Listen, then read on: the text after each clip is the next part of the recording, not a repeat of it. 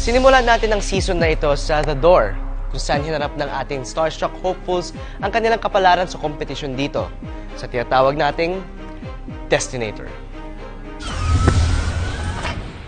Congratulations! Yes!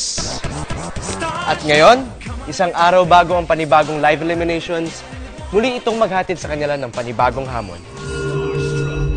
Kaninang umaga, muli namin pinatawag ang Ultimate Final 14 upang magbotohan kung sino sa kanilang co-finalist ang nais nilang matanggal sa kompetisyon. Ang iboboto ko para matanggal sa Starstruck ay si... Oh my God! At ang resulta, buong tapang nilang hinarap sa Destinator. Unang sumalang ang Bulakenyong si James. Feeling ko po hindi pa sapat yung talent niya.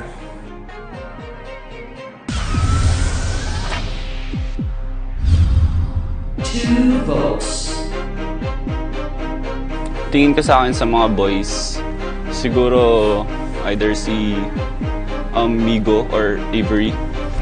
Sa mga girls, una naman ang lasalistang si Ara. Hindi ko po makita yung pang-star na talent.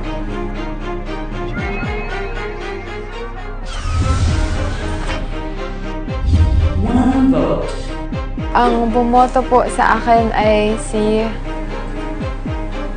Clea. Kasi po, malaki po yung competition po namin dalawa. Tig-iisang boto din ang nakuha nila Avery, Jay, at Ellison. Sa harap ng Destinator, didepensahan naman ni Migo ang kanyang sarili. Maging siya, nakakuha din ng isang boto. Maybe also, since I don't know how to create the right emotions when I speak Tagalog. Ang confidence ni Corinne, tila naglahon naman na malaman niya ang resulta.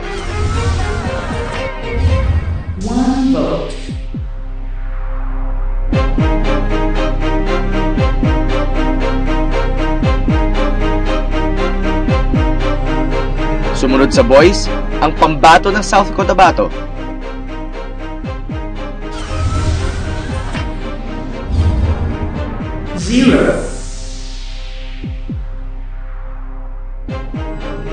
Good news din ang hinarap nila Princess,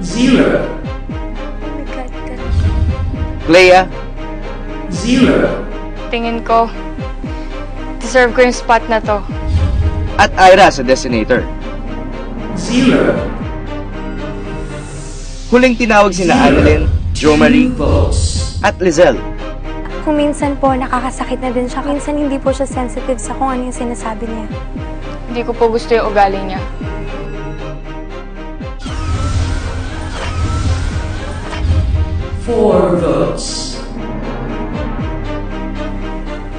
Parang hindi sila masyadong natutuwa pag kasama ako.